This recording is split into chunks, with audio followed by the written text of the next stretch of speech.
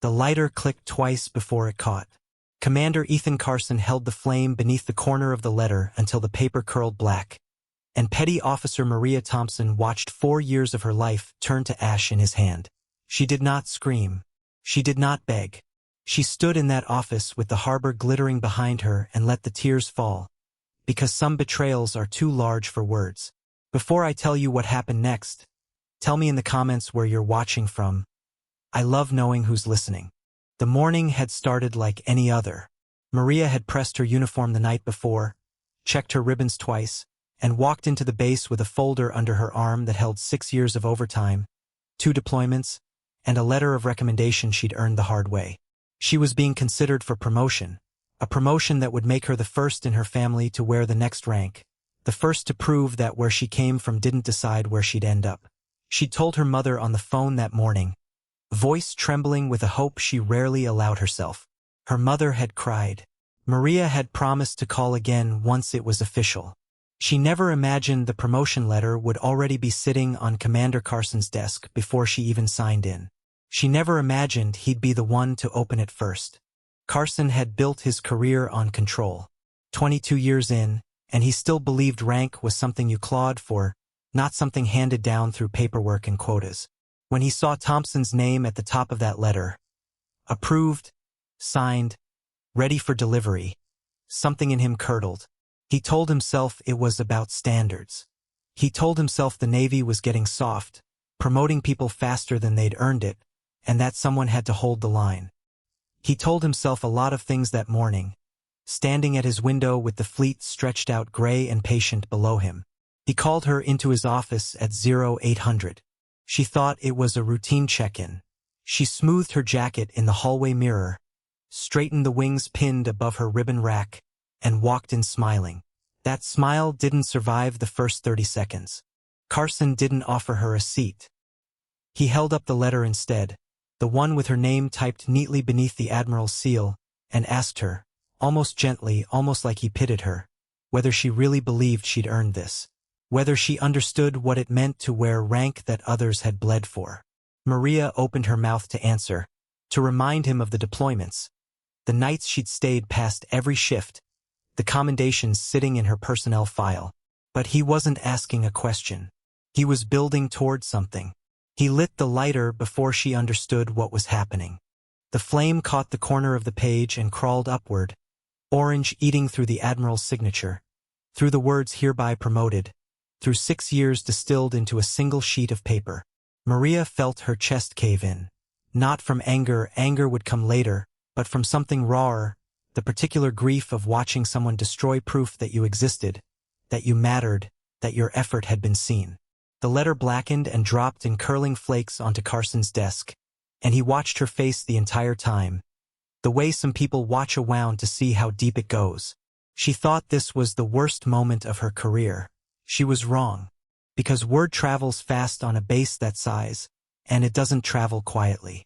A young ensign named Dawson had been standing in the hallway outside Carson's open door, close enough to see the smoke curl up past the window, close enough to hear the silence that followed it. He didn't say anything. He didn't have to. He walked straight to the communications office and placed a call that would reach further than either Carson or Thompson could have imagined. A call to the desk of Rear Admiral James Whitmore, the man whose signature had just gone up in flames. Whitmore had signed hundreds of promotion letters in his career. He remembered almost none of them individually. But something about the report reaching his office that afternoon made him set down his coffee and listen with his full attention. A subordinate officer had deliberately destroyed an approved promotion letter, in front of the sailor it belonged to, without cause, without process, without a shred of the respect this uniform was supposed to represent. Whitmore didn't raise his voice. He didn't need to. He asked a single question of the aides standing across from him. Do we have the original file? They did. Every promotion moves through digital record before it ever becomes paper. The letter Carson burned had never been the only copy. It was simply the only one Maria had been allowed to see, the only one that had ever felt real to her. Whitmore listened to the full account, the ensign statement, the timestamp on Carson's office door log, and felt something harden in his chest that had nothing to do with procedure and everything to do with principle. He picked up the phone himself. There is a particular kind of stillness that settles over a room when someone with real authority decides to use it. Whitmore's office fell into that stillness as he dialed. Framed photographs of ships and crews watching from the walls, the flag behind him barely stirring in the recycled air. He didn't ask Carson to explain himself. He told him, plainly, that the decision had already been made above his interference, and that his conduct would be reviewed separately, but not before Thompson received what was owed to her. By morning, 2 envelopes sat on Maria's desk instead of one. The first was a fresh promotion letter, reprinted, resealed, carrying the same signature that had burned the night before. Proof that fire could take paper, but it couldn't take truth. The second envelope held something Maria hadn't expected.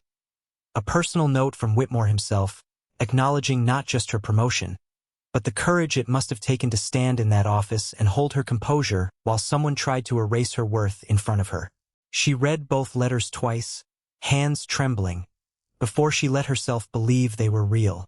There's a moral weight to this story that's worth sitting with. Carson wasn't a cartoon villain twirling a mustache. He was a man convinced, in his own mind, that he was protecting something sacred. That's often how the worst harm gets done.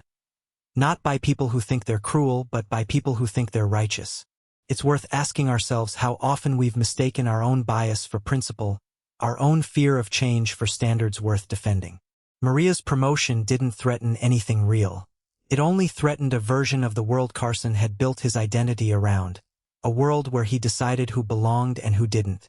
Word of what happened moved through the base the way important things do, not through official channels first, but through the quiet murmur of sailors talking in the chow line, in the passageways, in the hush before morning muster. By the time Thompson walked across the parade ground 3 days later to receive her new rank, there wasn't a whisper of doubt left in the crowd. There was only the sound of hands coming together, applause rolling across the yard like a tide, sailors who'd heard the story and understood exactly what it meant to see it corrected.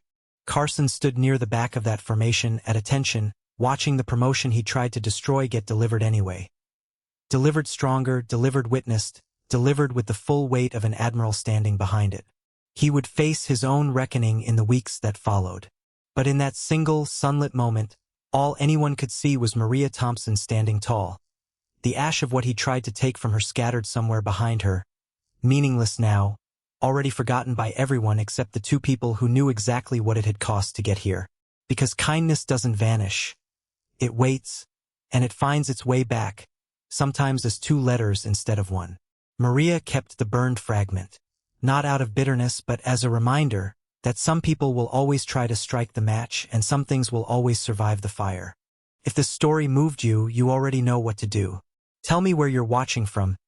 Tell me if you've ever had someone try to burn down what you built. And if you believe the truth always finds its way back onto the desk, hit subscribe, because there's another story waiting for you tomorrow, and I promise you, it's one you won't want to miss.